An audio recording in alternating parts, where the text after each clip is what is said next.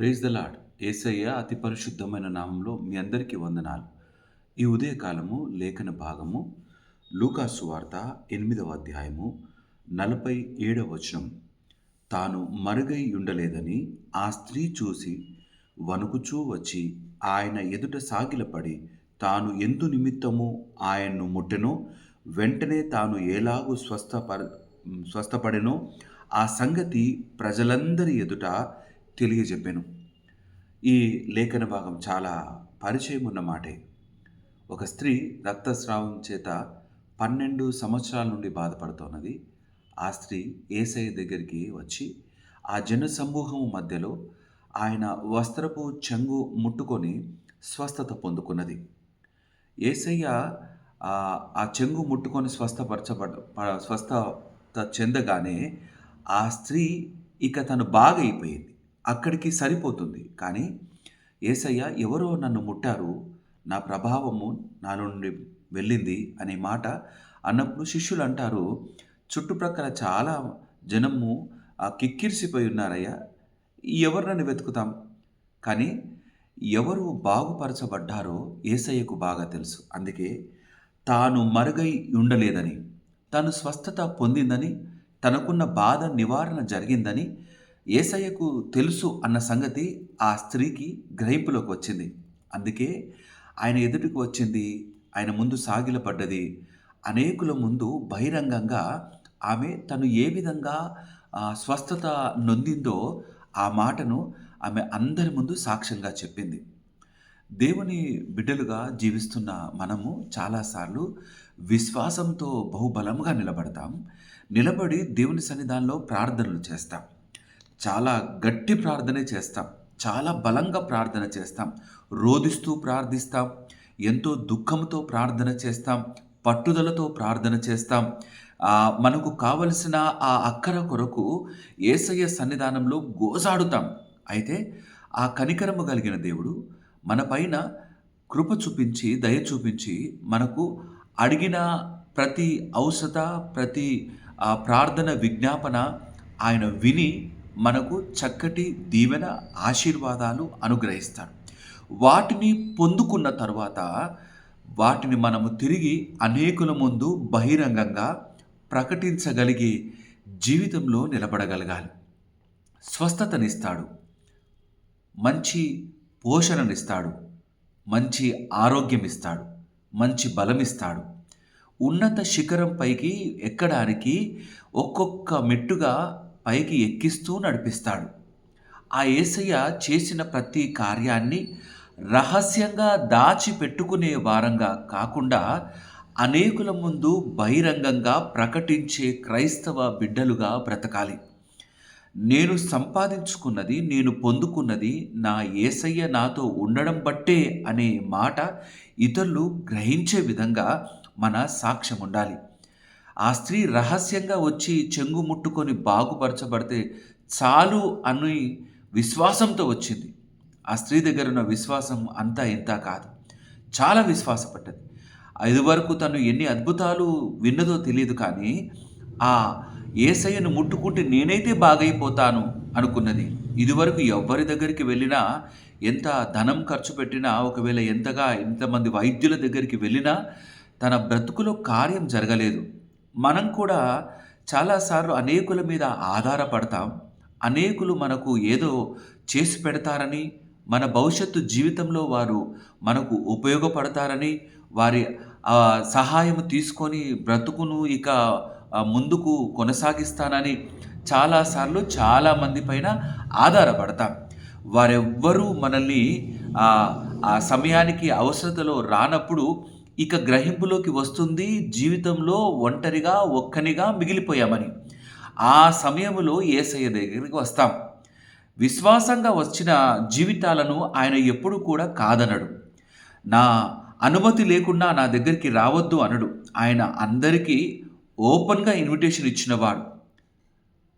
మన జీవితంలో దేవుని సన్నిధానానికి వచ్చి ప్రార్థించిన ప్రార్థనలకు జవాబు పొందుకున్న బ్రతుకులో ఎక్కడ నీవు ఉన్నావో ఒక్కసారి ఆత్మ పరిశీలన చేసుకొని ముందు కొనసాగాలి.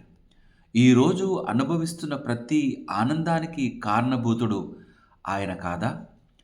ఈరోజు సంపాదించుకున్న ప్రతి సంపాదనలోని సౌఖ్యం, సుఖం అన్నీ ఆయన ఇచ్చినవి కాదా? ఆయనను కాదని, ఆయన ఇచ్చినవన్నీ రహస్యముగా దాచుకొని, ఈ లోకంలో నేనే అంటూ బ్రతికే వారంగా ఉంటున్నామేమో. స్త్రీ బాగుపడ్డది. అనేకుల ముందు బహిరంగంగా ఒప్పుకుంది. తను 12 సంవత్సరాల నుండి ఈ యొక్క ఆహ్, రుగ్మత చేత బాధపడుతున్నది. రక్తస్రావం చేత బాధపడుతున్నది. ఎక్కడికి వెళ్ళలేని స్థితి. నేను కూడా అంతే. ఇదివరకు ఎక్కడికి వెళ్ళలేని స్థితి. ఎక్కడ కూడా ఎవరి ముందు కూడా నిలబడలేని స్థితి. అంతరంగంలో మనం చేసిన తప్పిదములు మనకు ఎత్తి చూపుతున్నప్పుడు మనం చాలా గిల్ట్‌గా ఫీల్ అవుతూ మనము అపరాధ భావము కలిగి బ్రతుకుతున్న జీవితంలో ఆ అపరాధాన్ని, ఆ పాపాన్ని, వేదనను, ఆ శోధనలను కొట్టివేస్తూ పవిత్రమైన, పరిశుద్ధమైన జీవితాన్ని ఆ కలువరి శిలువలో మన కొరకై బహిరంగంగా అందించిన యేసయ్య కొరకు మనము బహిరంగంగా అనేకుల ముందు జీవిస్తూ సాక్ష్యమిచ్చే వారముగా బ్రతకాలి. ఆ బ్రతుకులో ఉండటానికి యేసయ్యను బహుబలముగా విశ్వసించి అడుగులు ముందుకు వేయాలి. ఈ ఉదయకాలం వాక్యము మన జీవితాలను బలపరిచేదిగా ఉండాలి. అట్టి విధంగా హృదయంలోకి తీసుకునే వారముగా ఉందాం. స్త్రీ వణుకుచూ ఆయన దగ్గరికి వచ్చి సాగిలపడింది. చాలాసార్లు ఆశీర్వాదం పొందుకున్న తర్వాత, ఆయన నుండి స్వస్థతలు పొందుకున్న తర్వాత, ఆయన నుండి అడిగినవన్నీ మనం సంపాదించుకున్న తర్వాత ఇక వణుకు మనలో ఉండదు. అసలు కృతజ్ఞత భావమే ఉండదు. ఆయన్ను ఆయన సన్నిధానంలో అయ్యా నువ్విచ్చావు కదా అంటూ ఆయనకు వణికి ఆయన ముందు బ్రతికే జీవితముగానే ఉండము. ఎప్పుడైనా సరే పొందుకున్న తర్వాత బయటికి చాలా సునాయాసంగా వెళ్ళిపోతాం. వాటిని మర్చిపోయిన వారముగా అయిపోతాం. కాదు కాదు ఆ జీవితం. కృతజ్ఞత కలిగిన జీవితం, బహిరంగంగా ఆయనను ఇతరుల ముందు ప్రకటించే జీవితం. నాకిచ్చిన ఈ ప్రతి ఆశీర్వాదానికి కారణం యేసయ్యే అంటూ చెప్పగలగాలి. ఆ విధంగా చెబితే వచ్చే లాభమేంటో తెలుసా? నువ్వు గర్వంగా బ్రతకవు. నువ్వు అహంకారంతో బ్రతకవు. ఇది నాది, నేను అనే స్వభావము లేనివాడవుగా ఉంటావు. నీవు ఆధారపడిన ఆ యేసయ్య నీ బ్రతుకులో ఇచ్చిన ప్రతి గొప్ప కార్యానికి కారణము ఆయనే అంటూ బహిరంగంగా ఇతరుల ముందు బహుబలముగా సాక్షిగా నిలబడతావు. రహస్యముగా చేసిన ప్రార్థనలకు బహిరంగంగా ఆయన నిన్ను ఆశీర్వదించి నిలబెడతాడు. రహస్యంగా ఆయనను నమ్మి విశ్వసించి కొనసాగుతున్న నీ జీవితాన్ని అనేకుల ముందు ఆయనకు బిడ్డగా బ్రతుకుతూ ఏ విధంగా ఉంటావో అనేకుల ముందు ఆయన చూపించే విధంగా స్థిరపరుస్తాడు. అట్టి బలంగా ముందు కొనసాగుదాం. మరొక వచన భాగాన్ని నేను చదువుతాను. కీర్తన 20వ కీర్తన 5వ వచనం. యెహోవా నీ రక్షణను బట్టి మేము జయోత్సాహము చేయుచున్నాము. మా దేవుని నామమును బట్టి మా ధ్వజము ఎత్తుచున్నాము. నీ ప్రార్థనలన్నీయు యెహోవా సఫలపరచును గాక. జయోత్సాహము ఎక్కడ చేస్తాము? రహస్యంగా 4 గోడల మధ్య జయోత్సాహం చెయ్యము. బహిరంగంగా ప్రజలందరి ముందు జయోత్సాహం చేస్తాం. మనం పొందుకున్న విజయాలు అనేకులు చూడాలని చేస్తాం. అట్టి జయోత్సాహాన్ని అనేకుల ముందు చేసే విధంగా నిన్ను నన్ను నిలబెట్టినాడు. ఈ యొక్క మాటలో మా దేవుని నామమును బట్టి మా ధ్వజము ఎత్తెదము. మనం ఉన్నత శిఖరం పైన నిలబడడానికి కారణము ఆయనే. ఆయన నామాన్ని పైకెత్తే వారముగా ఉందాం.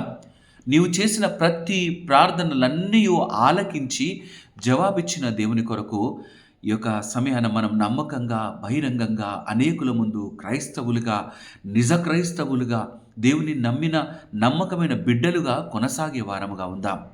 ఈ వాక్యాన్ని హృదయంలో దాచుకుందాం. ఆయన చేసిన ప్రతి కార్యాన్ని అనేకుల ముందు బహిరంగంగా ప్రచురపరుస్తూ జీవితాన్ని ముందుకు కొనసాగించే వారముగా మనముందాం. ఆ యొక్క రక్తస్రావం కలిగిన స్త్రీ ఏ విధంగా అనేకుల ముందు సాక్షిగా నిలబడిందో మనం కూడా అనేకుల ముందు దేవుడు చేసిన కార్యాలను ప్రచురపరుస్తూ నమ్మకమైన జీవితంలో కొనసాగుదాం. దేవుడికి మాటలు దీవించి ఆశీర్వదించునుగాక. ఆమెన్. తల వంచుదాం, ప్రార్థన చేసుకుందాం. మా యేసయ్య మీకే వందనాలు.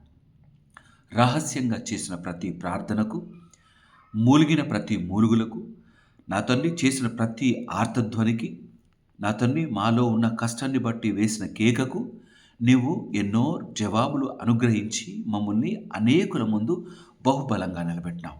ఇట్టి బలము కలిగిన జీవితం, ఆశీర్వాదం కలిగిన జీవితం ఎల్లవేళలా నా తండ్రి నిన్ను ప్రకటించే వారముగా, నిన్ను బహిరంగంగా ప్రకటించే వారముగా మమ్మల్ని స్థిరపరిచి నడిపించమని ప్రార్థన చేస్తున్నాను. నిన్ను ధరించి మేము సిగ్గుపడే వారంగా కాకుండా, నీవు చేసిన కార్యాలను బట్టి మేము అతిశయపడుతూ నా తండ్రి జయోత్సాహం చేస్తూ మేము ముందుకు కొనసాగే వారంగా నిలబెట్టండి. అయ్యా, నీ ధ్వజం మేము ఎత్తి నిలబెట్టే వారంగా మమ్మల్ని స్థిరపరచండి.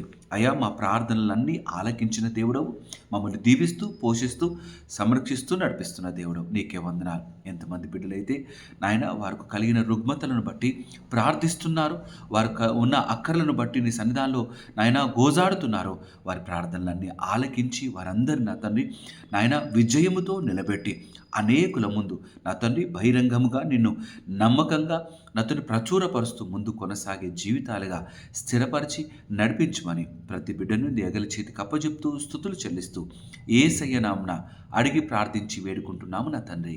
ఆమేన్. దేవుడు మిమ్మల్ని అందరినీ దీవించి ఆశీర్వదించునుగాక. ఆమేన్. అందరికీ ప్రైజ్ ద లార్డ్.